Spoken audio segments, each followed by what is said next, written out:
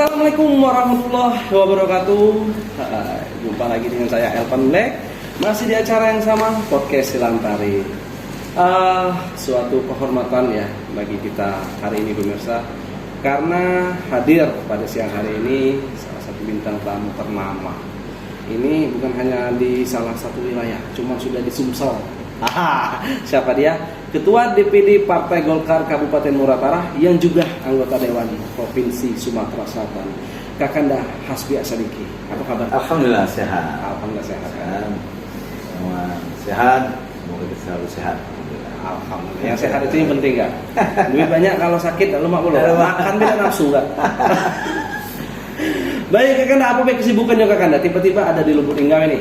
Ya, alhamdulillah memang rutinitas dalam kegiatan sehari-hari cuma satu minggu memang ada kegiatan kekeluargaan di Lubuk Linggau, baik itu di Musyawarah Muratara. Memang jam hari kerja itu Senin sampai dengan Jumat dan sampai Kamis, Jumat sudah di Linggau Musyawarah. Karena waktu-waktu itulah kita ada acara sahabat, keluarga, kawan di konangan. Di situ ketemu keluarga kawan yang memang non formal, ketemu langsung yang bisa lebih lepas dalam kalau kita ada penyampaian kepada kita. Jadi istilahnya itu khusus memang dalam satu minggu itu ada balik kan? Memang diwajibkan balik lah. Jangan sampai terlena, jangan sampai kita lupa dengan yang kita selama ini lah bantu kita. Bukan karena nak menjelang pilkada. Itu sudah terbiasa dari dulu, alhamdulillah. Alhamdulillah memang dengan Tuhan selama 4 periode di Dewan, baik 2 periode di kota, 2 periode di provinsi, memang silaturahim dengan keluarga, kawan, masyarakat itu wajib untuk terus dilakukan. Jangan ada bahasa cemedak bawa batang, ada kendak baru datang. Iya. Itu. Jangan jadi cemedak bawa batang ya. Iya. Ada kendak baru datang. Oh. Cuman memang kakak istilahnya memang sudah terbiasa untuk hal-hal seperti ini, ngalir kayak gitu ya. Walaupun persepsinya dari masyarakat mengatakan bahwasanya semakin intensnya orang-orang elit politik bermasyarakat seperti cepedak lagi gitu ya Kak. Memang ada yang dua konsep digunakan oleh kawan-kawan politik. Ada yang instan, mereka menjelang terakhir untuk penyelesaian, finishing. Ya. Ada yang dari awal menjalin komunikasi yang itu tidak hanya untuk kepentingan tertentu, mereka melakukan dengan ikhlas, dengan tulus untuk membina hubungan. Hubungan itu tidak hanya hubungan kepentingan, tetapi hubungan kebaikan dengan masyarakat. Kita bahasa kita hubungan dengan manusia lah. Ya. Bukan karena kepentingan politik tiba-tiba kita baik. Ya. Soalnya sinterklas lah. Sinterklas kayaknya. Oh ini seolah-olah ini berubah. Selama ini masyarakat bisa menilai. Iya.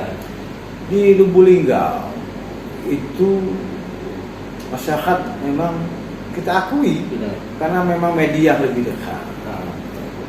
Mereka pendidikannya lebih tinggi dari daerah lain. Dan itu tidak bisa dibohongi dengan. Kakak ingin mengatakan bahwasanya masyarakat itu sudah cerdas. Nah, alhamdulillah masyarakat sudah cerdas dengan kondisi untuk ke depan.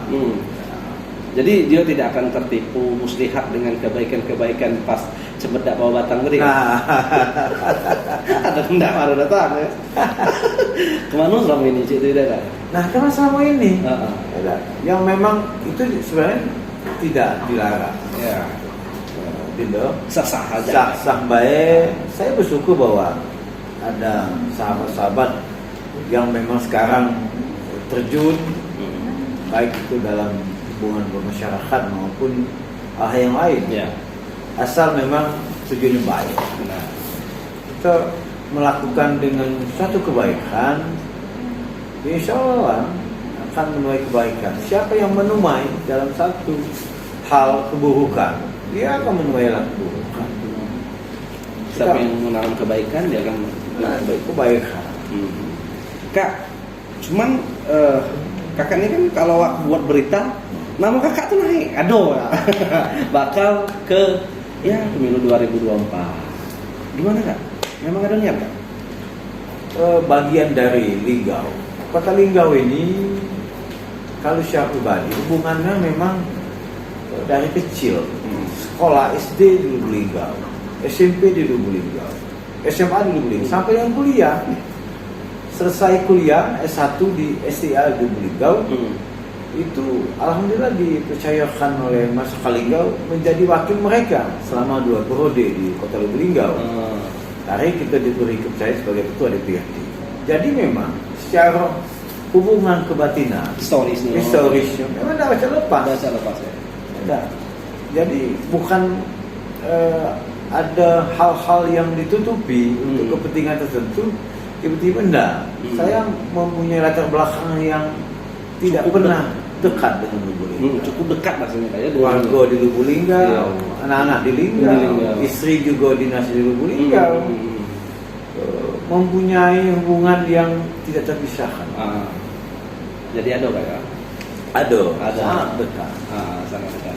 Kalaupun dihubungkan dengan yang pilkada 2024 sebagai warga negara yang baik, sebagai kader partai, pada saatnya nanti memang Tuhan memberikan suatu jalan. Kita akan berbuat lebih banyak lagi untuk Lubuk Linggau. Ada yang bertanya, kenapa Bapak di DPD Sumsel tidak berbuat? Sudah banyak berbuat di Lubuk Linggau. Tetapi pada saat menjadi wali kota Lubuk Linggau, pasti kedekatan emosional itu ada di Lubuk Linggau. Ya. Sehari-harinya di Lubuk Linggau, dan perlu kita pahami, menjadi pemimpin di Kota Lubuk Linggau, menjadi wali kota Lubuk Linggau, bukan karena ada kepentingan pribadi, bukan. Ya. Semata-mata untuk mengabdi kepada masyarakat, untuk membangun Kota Lubuk Linggau ini meneruskan yang baik yang selama ini kita yakini adalah sudah diakui oleh Sumsel maupun diakui oleh nasional. Nah, kesinambungan ini harus dijaga. Lubuk Linggau ini menjadi kota kedua setelah Sumsel, setelah Palembang. Ini kan menjadi modal. Jadi pemimpin ke depan mengenal dan dikenal. Tidak hanya ada keinginan pribadi untuk kepentingan keluarga, tidak. Kakak ngomong udah kak, jangan milih kucing dan karung. Bahasa yang didorong itu memang kata Dindo tadi, di Lubuk Linggau pemilih yang cerdas sudah menjadi keseluruhan. Ya, masyarakat tidak ingin jadi pemimpin yang kucing dalam karung. Dia pasti dilihat latar belakang, terrekod selama ini yang memang mereka berbuat untuk Kota Lubuk Linggau. Berbuat yang baik secara kemasyarakatan, baik secara organisasi maupun keterlibatan secara maksimal di Lubuk Linggau. Kak, masyarakat ingin bertanya kak, ingin mengetahui keseriusan kakak tuh kak kalau untuk 2024 ini seperti apa? Ada 3 konsep yang didorong untuk 2024. Pasti dilakukan oleh keinginan masyarakat yang ingin maju. Kita meyakini 2024. Saya sampaikan dengan Dindo Evan bahwa Lubuk Linggau 2024 itu adalah seperti gadis yang cantik, peminat cukup banyak, lirikan dari semua lini pasti banyak. Salah satu warga Kota Lubuk Linggau, saya membuat KTP Lubuk Linggau, pasti punya keinginan untuk membangun daerah, berkesempatan untuk membangun lebih baik lagi, lebih banyak lagi Kota Lubuk Linggau. Yang digunakan berinteraksi dengan masyarakat, bersilaturahim dengan masyarakat, tanpa ada sekat, tanpa ada satu kepentingan pribadi. Kita melakukan dengan lepas, tidak sekonyong-konyong atau bahasa yang kita dengar itu baru sekarang mau berbuat. Ya apa yang disalahkan tidak disalahkan. Tidak disalahkan. Tapi silakan Masyarakat lagi yang menilai. Pasti masyarakat punya standar nilai. Iya benar. Ada latar belakang yang selama ini dilakukan. Pemimpin ke depan itu punya konsep bangun Kota Lubuk ya tidak untuk kepentingan pribadi atau kelompok, tetapi bisa menjembatani seluruh kepentingan di Kota Lubuk. Ya, Kak, yang jadi pertanyaan menarik kan, ini Ado Kasbi, Ado Rodi, Ado Yukristina, kader Golkar kan pengen gak lo enggak? Ah, sama lo tuh Kak? Alhamdulillah di Golkar itu cukup banyak kader.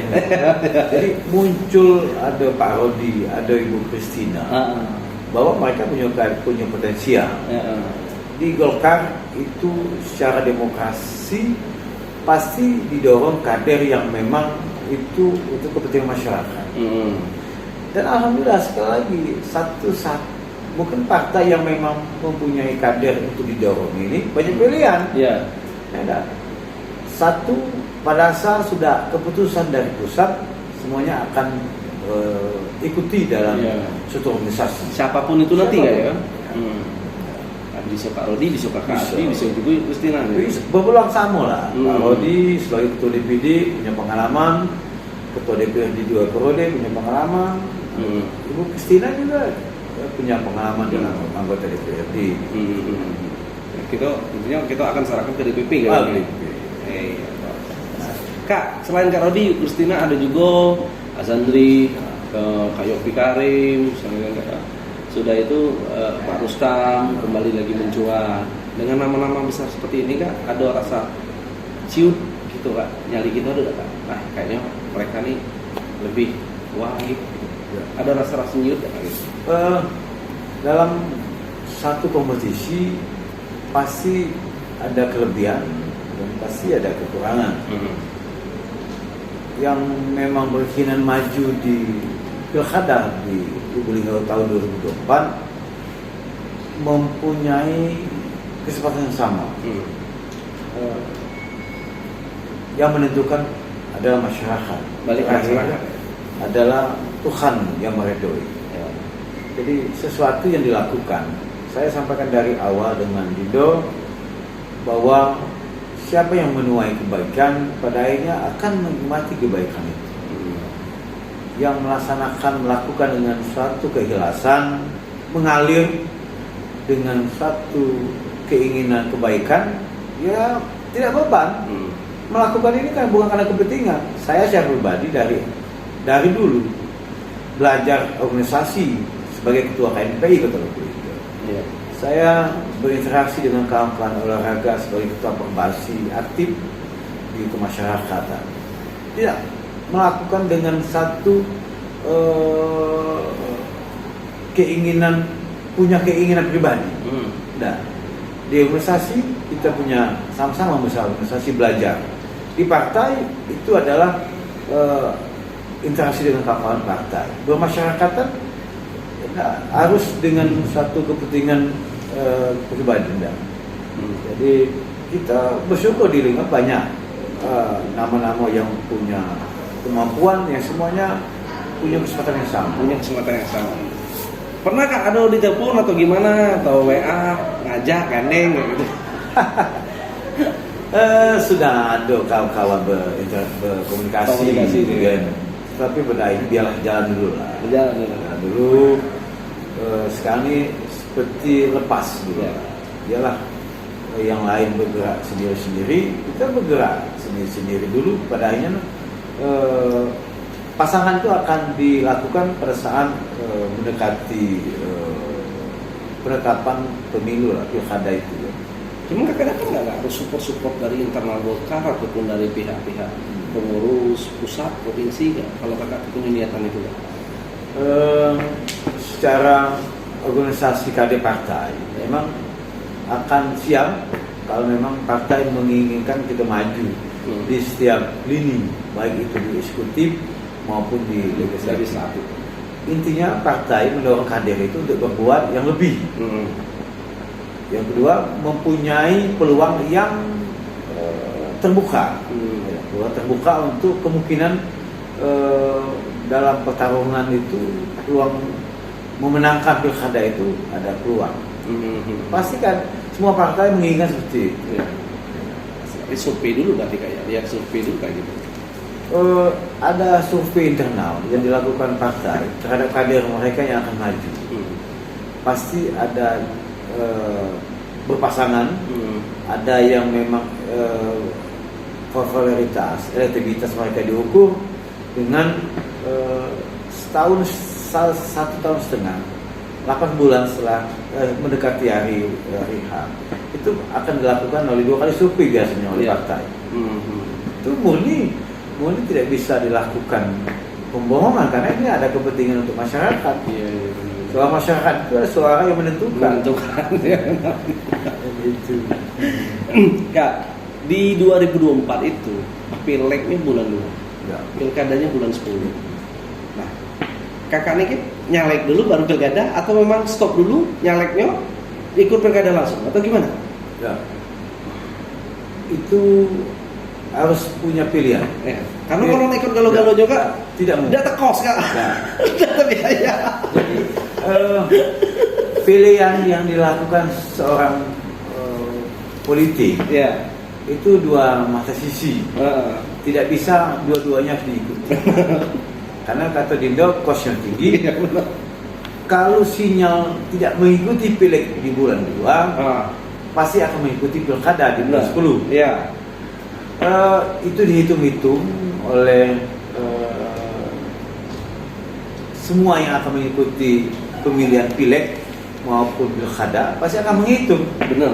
Ya, menghitung dengan kondisi kemampuan dengan Suara partai juga menentukan juga istilahnya kayak. Suara partai akan menentukan. Niat bisa misalkan kayak. Cuman kalau dapat 1 kursi aja juga akan ribut pada saat itu belum ini suara partai kan? Iya benar. Ya. Jadi karena banyak juga yang ngomong pilkada itu 2024 itu khususnya wali kota ataupun bupati nanti itu ukurannya adalah pileg. Saat ini silakan orang mau ngembor-gemborkan nggak kan? Cuma nanti ketika 2024 partainya tidak mendapatkan amanah pada saat pileg gagal juga katanya. Ya. Seperti itu. Cuma silakan kalau ingin berpromosi katanya kan seperti itu kan. Ya, memang apa yang disampaikan oleh Devan, ukuran pada saat pilkada itu diukur suara pemilu tahun 2024. Karena memang undang-undang sudah memutuskan pada saat pengusungan pasangan calon pilkada itu adalah suara pemilu tahun 2024. Ya. Kalau satu partai yang memang mayoritas memenangkan pemilu, pasti itu akan berakibat positif bagi partai yang akan mengusung calon mereka di pilkada. Itu hitungan bahwa mereka punya modal awal. Yang partai yang tidak mempunyai peluang, ya hitung-hitungan mereka akan mengkaji ulang bahwa partai mereka tidak punya respon yang bagus di pileg yang kemarin. Ya. Karena jadi masyarakat di situ juga akan menilai kan. Nah, terkhusus Kak Asbi nih Kak. Kak Asbi ini kan di mana wilayah kayaknya masuk kan loh Kak. Di Muratara masuk. Di Linggau apa lagi. Nah, kakak kan ketua DPD Partai Golkar Muratara. Tiba-tiba Kak, di 2024 dapat satu fraksi bahkan lebih, peluang nyalon sendiri ada. Kira-kira bakal berubah tak politik nih Kak? Politik ini sangat dinamis. Ada hal-hal yang memang dilihat secara konstitusi yang memang partai menginginkan. Pada saat memang partai menginginkan, selaku kader partai kita siap ditempatkan di mana, baik itu pilkada di Muratara maupun pilkada di Lubuk Linggau. Partai akan menghitung peluang memenangkan pilkada itu sendiri. Partai tidak akan mendorong kader mereka yang memang tidak ada punya peluang untuk menang pilkada. Itu semua partai pasti ada menginginkan partai mereka untuk dalam setiap tingkatan itu pilkada. Walaupun kami sebagai ketua partai di Muratara karena memang ya dulu Musirawas ini punya dua pemekaran, Lubuk Linggau dan Muratara. Semuanya dulu pasti ikut dalam satu daerah induk. Sebelumnya itu di Musirawas. Karena memang mewakili dapil, saya mewakili dapil Lubuk Linggau, Musirawas dan Muratara. 3 kabupaten diwakili yang memang saya memberikan kesempatan yang sama kepada untuk berinteraksi kepada masyarakat yang memang memegang KTP Lubuk Linggau karena memang udah misi di Lubuk Linggau. Nah, jadi bisa saja lah ya politik Ya. itu kalau satu fraksi lebih kan. Khususnya Kasbi kan ya, di Linggau pernah jadi ketua DPRD 2 periode, di Muratara ketua partai. Cuman memang aja kok nih kan kakak nusun politik karena nih kan. Di Sumsel kira-kira masuk ada nggak? Di Sumsel harus banyak belajar. Oh, harus masih belajar. Kita memang tidak pernah lepas kita harus belajar karena memang menjadi pemimpin kepala daerah tidak hanya punya kemampuan secara hitung-hitungan, punya hitungan kemampuan ekonomi lingkungan, tetapi punya leadership dalam satu kepemimpinan karena kita akan menjadi kepemimpinan diukur karena akan dilihat dalam satu kemampuan baik itu memanage dalam satu pemerintahan, mengelola pemerintahan dengan baik, pemerintahan yang bersih, yang good government, yang itu tidak semua punya kemampuan. Ada. Pengalaman adalah ilmu yang sangat berharga untuk kita memimpin satu daerah.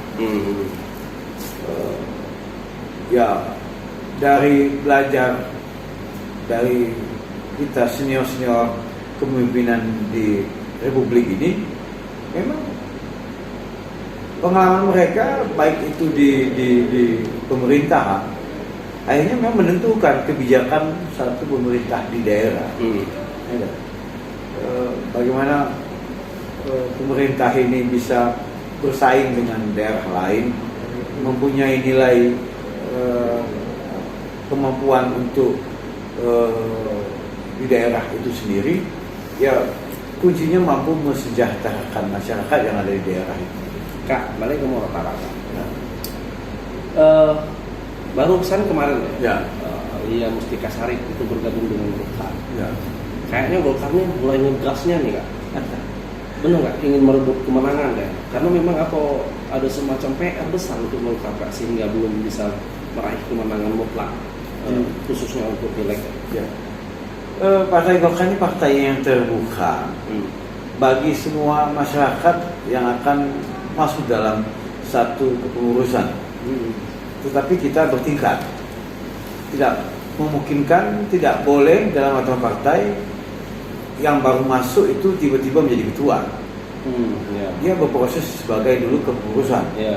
Aktif di kepengurusan selama 5 tahun, boleh untuk mungkin mengikuti jenjang jadi ketua. Tentang Ibu Lia Mustika Sarip yang menjadi kepengurusan, menjadi kader partai, kita berterima kasih bahwa Ibu Lia ikut dalam bergabung dengan kami di Partai Golkar. Beliau selama 4 tahun, 5 tahun mendampingi Pak Sarip sebagai ketua tim penggerak PKK di Musirawas Utara, mempunyai kemampuan, punya popularitas yang tinggi, punya elektabilitas yang tinggi, dan itu adalah modal bagi kami di Golkar. Satu magnet yang luar biasa. Kita mendapat modal yang luar biasa dari Bu Lia yang bergabung dengan Golkar. Kita meyakini bahwa tidak yang akan datang, bahwa Golkar Muratara akan merebut pimpinan di Muratara di DPRD.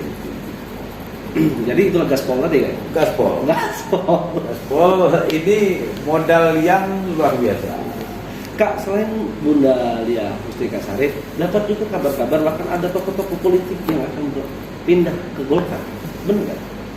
Kami mendapat support dari mantan atau purna bakti dari ASN di Muratara. Itu sudah 4 yang sudah bergabung.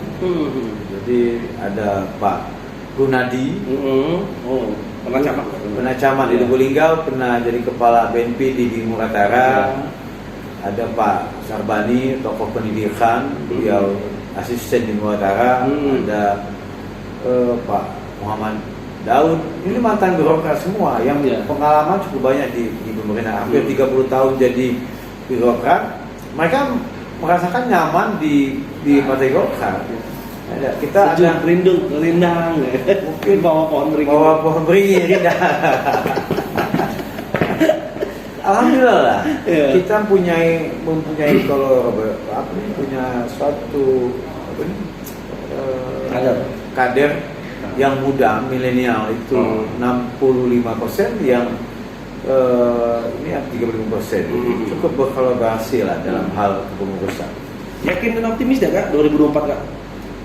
Insya Allah kita meyakini dengan kemampuan kader-kader partai, dengan struktur partai yang sampai ke desa, kita meyakini akan memenangkan pileg di Muatara itu.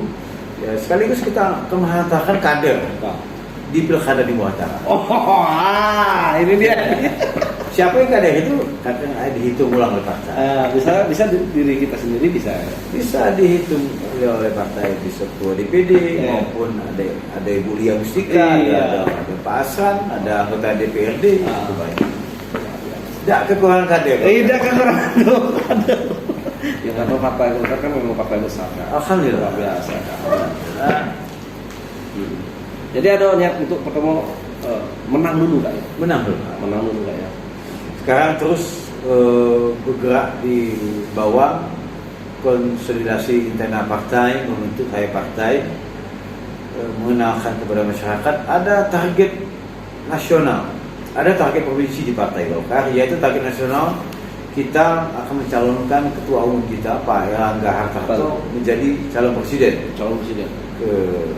Yang ke depan 2024, target provinsi kita yaitu mendorong untuk Pak Dodi Reza Alinuddin sebagai calon gubernur 2024. Figur beliau sebagai Bupati Musi Bajunya Asin, sebagai pilot project daerah kabupaten yang ada di nasional. Benar.